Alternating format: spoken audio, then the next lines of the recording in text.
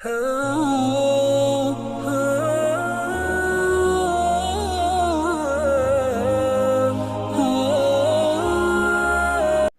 چپل کو سیدھے کرنے کی کیا حکمت ہے؟ وہ منہ چڑھا رہی ہوتی ہے. بھائی الٹی چپل ہے, گند لگا ہوا ہوتا ہے, آداب کے خلاف ہے, اس کو سیدھا کر دو.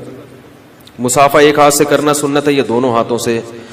جمہور علماء کے نزدیک مصافحہ دونوں ہاتھوں سے سنت ہے, اور اس کی دلیل بعض لوگ کہتے ہیں ایک ہاتھ سے سنت ہے, اس کی دلیل یہ دیتے ہیں کہ رسول اللہ صلی اللہ علیہ وسلم نے اپنا ید صحابی کے ید سے ملایا. ید عربی میں ہاتھ کو کہتے ہیں. اپنا ید کس سے ملایا؟ صحابی کے ید سے. یدین کا لفظ نہیں ہے, یدین دونوں ہاتھ اور ید ایک ہاتھ. اس کا جواب یہ ہے کہ جو الفاظ عربی میں جو اس میں جنس ہے نا, اس میں جنس, وہ جہاں فرد واحد پر اس کا اطلاق ہوتا ہے تمام افراد پر بھی اس کا اطلاق ہوتا ہے. اس کی میں ایک مثال دیتا ہوں. جیسے میں کہتا ہوں انسان جانور سے بہتر ہے, تو انسان تو مفرد ہے نا, مگر مراد اس سے کیا ہے؟ بنی نوع انسان. قرآن میں آتا ہے ان السمع والبصر والفؤاد کل اولئک کان عنہ مسئولا. آنکھ سے, کان سے اور دل سے پوچھا جائے گا کیا دیکھا کیا سنا. اللہ نے نہیں کہا کہ دونوں آنکھوں سے دونوں کانوں سے, کیا کہا؟ تو یہ سمع اور بصر یہ جنس ہے, صیغہ واحد کا ہے, مگر مراد اس سے کان کے تمام افراد جو کہ دو ہوتے ہیں. تو یہ جو ید کا لفظ حدیث میں آتا ہے یہ تعبیر ہے کہ ہاتھ سے مصافحہ کیا, گردن نہیں ملائی.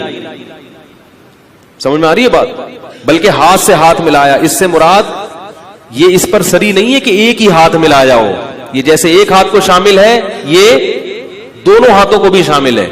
اور یہ صحابی سے بعید ہے کہ نبی نے ایک ہاتھ بڑھایا اور صحابی نے دونوں نہ ملائے ہوں. یہ ممکن نہیں ہے. صحابہ کرام تو نبی کے جسم سے مس اپنے جسم کو کرنا سعادت سمجھتے تھے. یہ ایسا ممکن نہیں ہے کہ نبی نے ایک ہاتھ ملایا اور صحابی نے بھی کیا کیا ہو, ایک ہاتھ پیچھے کر کے یوں کر کے ملایا ہو.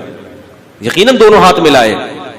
تو اس سے کیا پتہ چلتا ہے کہ دونوں ہاتھ ملانا یہ ادب ہے. ایک ہاتھ سے بھی مصافحہ جائز ہے, مگر ادب کیا ہے؟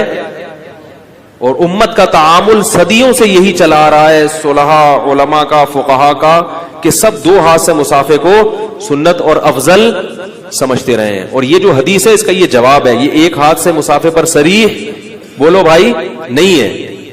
البتہ جائز ہے ایک ہاتھ سے مصافحہ بھی, کوئی گناہ نہیں ہے, لیکن ادب کا تقاضا کیا ہے؟